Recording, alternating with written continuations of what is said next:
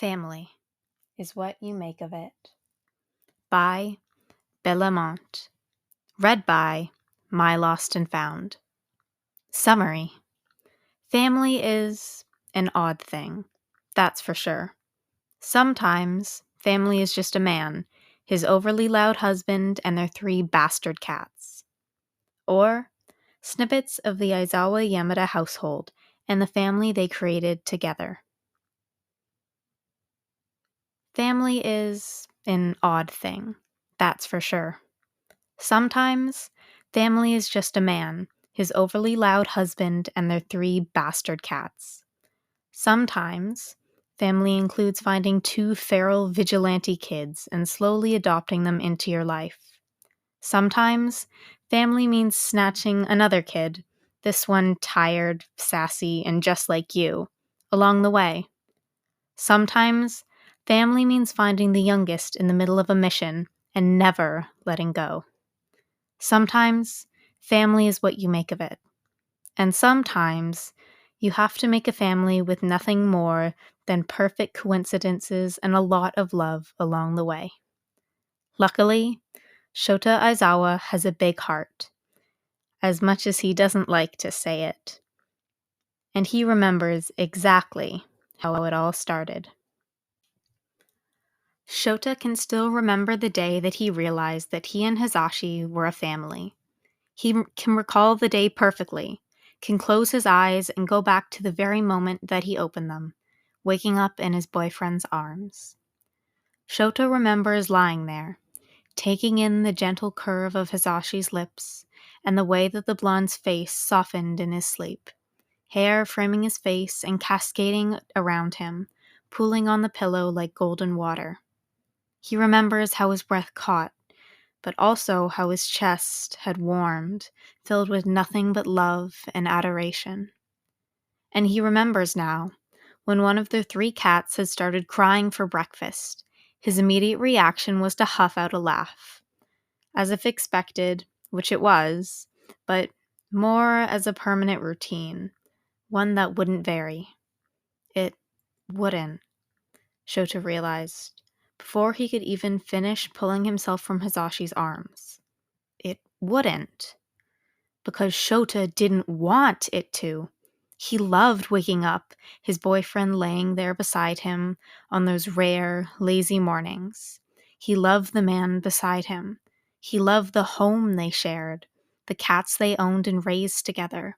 He loved the domesticity, the simplicity, and all that came with it. He loved Hisashi, truly, deeply, and Shota knew in that moment that he would never want to lose it. Not even a month later, and Shota was down on one knee, proposing to his boyfriend. A few more months, and Shota got up in bed, wrapped in the arms of his husband. And he had a family. Small, simple, but still. Shota was happy. Hey, Sho? Yeah, Hisashi. Hisashi smiled, all sunshines and sincerity, eyes crinkling with joy as he said, "Nothing. Just wanted to say that I love you." Shota smiled back, soft yet speaking volumes of his care as he leaned in. "That's far more than nothing. I love you too." Yeah, he was happy. The day Shota found the next 2 editions was an odd one, that's for sure. Odd in a familiar way. In that, I've dealt with these villains who do weird shit, but this is what I'm paid for, so I might as well accept it now, type of way. But it became even odder, and, well, quite frankly, teenage vigilantes were most decidedly not on the list of things Shota was paid to deal with. Okay, vigilantes were, but these were teenagers. Teenagers! Who the fuck let their kids out in the middle of the night anyways? How irresponsible. How neglectful. How could their parents be that their children could run across rooftops without worrying about curfews? And it turns out their parents weren't irresponsible. They were dead.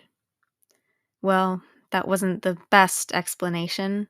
For one, for the skittish yet brave, green-haired boy, his mother had died when he was only 6. A villain for a father, one who was angry and had a fiery temper that knew no bounds. For the other, a girl with pink hair and endless energy. Well, they didn't want me, Hijack said. One night, when Shota was sitting on a roof with the duo, empty food wrappers already stashed away in his pocket. Bringing them food had quickly become a habit of his, and soon after the bear had begun to open up. But never so much as to talk about their pasts. My father didn't want me either, Jackrabbit admitted, masked face tilted up, eyes locked on the sky. He had a tendency to do that. Never one for eye contact. Not really. My mother did. It's why he killed her, Hijack explained, as if it were normal. Didn't want a quirkless kid, didn't want a sympathizer for a wife. And hers didn't want someone with a non-powerful quirk, Jackrabbit added, then scoffed. As if someone with a magnification quirk and eye color quirk could make someone with firepower. So they left me, Hijack said, voice raising into a fox cheer. And I met my lovely brother. And now you're here, Shota said. And now we're here, Jackrabbit confirmed, and the air was tense. And when the children left for the night, Shota could not help but think of them as his own. Vigilantes and orphans, left on their own to defend themselves. Really, what else was Shota expected to do? And so, the house gained another 2 additions. Hey, Dad, Izuku called out, and Shota couldn't help but smile at the title, just as he did every other time Izuku or Mei called out. Yeah, Izuku? Thank you. For everything. You don't have to thank me. I know.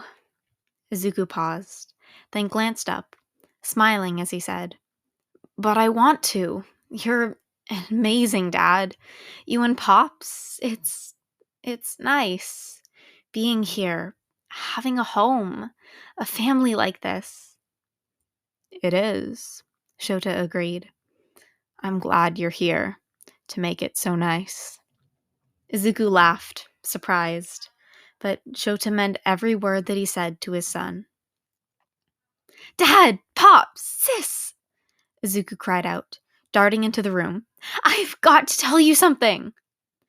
Shota paused in his grating, turning to listen to his son. His husband and daughter did the same, all 3 watching the final piece of their personal puzzle. What is it, Sprout? Hisashi asked, coaxing the words out of Izuku. And Izuku blurted out, I'm getting a quirk from All Might! Shota ended up grilling All Might on his life choices, and then proceeded to help train Izuku. For his son, after all, he'd do anything. And Hisashi and Mei were there as well, supporting Izuku as he took the steps needed to become a hero, a symbol of his own right. Congratulations, both of you, for getting into UA! Hisashi cheered as the pair of siblings embraced, both crying happily as they stared at their now quiet hologram projectors. How about we go get ice cream? It was a night to remember, certainly, full of stories of the past and predictions for the future. In Shota's defense, at the very least, he wasn't the one who dragged their next family member into the mix. No, that'd be Izuku, who apparently picked up his tendency to adopt. It was during the sports festival, the 3rd round to be more precise. Shota had watched his children throw themselves into the competition, getting through the 1st round on their own merits, soaring through the 2nd thanks to their combined genius.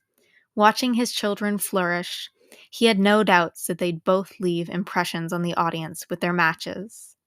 And then, Izuku went up against a boy with purple hair and tired eyes.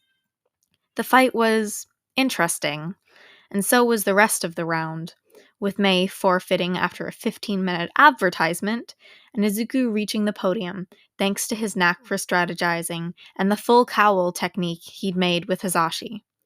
But it was the after the tournament that Shota remembers most, because it was only after the tournament, after the awards ceremony, after the crowds were beginning to go home, that Izuku burst into the commentary booth, Mei by his side and the boy held in his arms, lifted in the air like a prize. "Dad!" Izuku cheered, hoisting his arms higher, jostling the boy. This is Shinso Hitoshi. He has a cool mental quirk. He doesn't sleep, and he likes cats and coffee. His foster parents suck and don't let him talk. Can we keep him?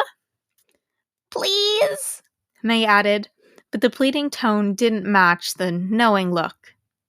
Can we? Cutting himself off, Shota looked at Shinso. Kid, do you want to be adopted? Shinso looked flustered, eyes wide as he stared down at Shota from where he was held in Izuku's arms. Yeah? That's what I'm talking about! Hisashi cried, prompting synchronized cheers from Mei and Izuku. Through it all, Hisashi just started on, but Shota could see the hope flickering in his eyes. Through it all, Hitoshi just stared on, but Shota could see the hope flickering in his eyes. And so there was another addition to the family, and Shota was happy to see his children grow, working for their dreams as a team. How do you do this? Hitoshi asked, tugging at his capture weapon as he tried to untangle it from his legs. It's like it has a mind of its own. It took me a while to figure it out, Izuku responded, his own capture weapon turned into a makeshift swing that was strapped to a tree branch. Feet kicking aimlessly through the air, he said, Dad took about 6 years to master it, too. It's all about staying focused and working with it instead of forcing it. Not something that submits to you, you know? I really don't, but go off, Hitoshi snarked, and Izuku laughed. Shota huffed out a laugh of his own, then looked over to Mei. Mei, who held a capture weapon of her own. Not to train with. No. An explosion rang through the air, and Shota couldn't help but snort as Mei lights up at the noise. It's not all destroyed! Mei cheered. No, Mei was experimenting on hers, trying to make it stronger, better. To protect you, Mei had said when she first began to research ways to improve the cloth-like weapon. You and Izu. And for Hitoshi, too, upon his arrival into their family. Shota knew that Mei would succeed, and would surpass even her own expectations, because she may not have been trained to become a hero, but she was an inventor. And Mei was a protector of her own, and lived to save those who were her own. And Shota can't help but smile with pride, proud to be the father of such wonderful, heroic children. The final addition to Shota's family was found in a raid of a Yakuza base, snatched up by Izuku and Shota. A small girl, with red eyes, white hair, and a powerful, yet difficult quirk. One who Izuku found at first, in a chance meeting that left his son distraught, forced to leave her behind. She was crying, Dad, Izuku explained through tears of his own. But she still went back because he was threatening us. She pulled a martyr stunt, like you? Shota forced a smile, only focused on comforting the child he could reach. It sounds like she's taking after you already. Will we get her back? Izuku asked, and Shota understood exactly what his son meant. Yes, Izuku, we will. And they did, fighting to save the daughter, the sibling that Shota and Izuku had yet to have. The victory was a special one, without casualties, and with the addition of a new family member. Adoption was easy, too, with his quirk playing a powerful part in gaining allowance to bring his daughter home. Home. One that was happy and filled, at long last. Shota watched as his daughter sat on the workbench, wide red eyes never straying from the quick, precise movements of her older sister. May was smiling, less maniacal, more soft than usual as she showed Eri the parts of her newest creation. "And once I add the final pieces together," May said, connecting the parts as she spoke. Eri gasped as the machine whirred to life, eyes almost impossibly wider. "That's so cool!" Eri praised, voice soft despite its enthusiasm. "I want to do that too!" "You do?" May asked. "Not going to be a hero like Dad or Big Brothers?" Her question was gentle in its teasing, her smile showing her joy. "They're cool too," Eri assured, her hands clenching on the desk as she spared a glance at Shota. "But you support the heroes, right?" "Right," May agreed, and Eri perked up even more. So if I want to help them, then I should be like you." "Damn, Aizawa," Majima murmured. "You keep raising heroes and inventors, don't you?" Looking at his charges, his bright-eyed and happily smiling daughters, Shota could only nod. Aizawa is, and he's so proud of them all. Each and every one of them. So maybe none of them are bound together by blood, and maybe there isn't a single hint of DNA that shares resemblance between any one of them. And maybe their family is an odd one, bound together by circumstances and other abnormalities. But Shota loves his husband, who he knows will always be there in the morning, the sunrise to start his day off right. He loves his cats, who will always cry for attention and food and whatever other needs they have. He loves his first son, Izuku, who carved out his own fate, finding a quirk and finding the future that he always wanted. He loves his first daughter, May, who is a protector of her own, fierce and strong, even if she does not plan to fight on the field. He loves his second son, Hitoshi, who is persistent and witty and so much like himself that it's uncanny, and who is ready to make the steep but steady climb that Shota went through not too long ago. He loves his second daughter, Eri, who has seen so much bad in the world and is still so good, who loves wholly and without restraint once given the chance. Shota loves his family, his atypical, oddball family.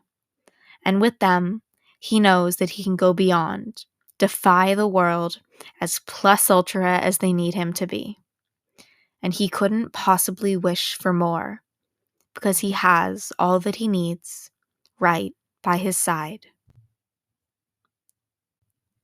This is the first fic I'm recording on my new microphone. You might not be able to tell, but I'm really excited about it. I actually got a microphone for Christmas because I just like recording podfics so much, and I think this is something I'm going to keep doing for the foreseeable future. I just hope you guys like my podfics. Have a good day.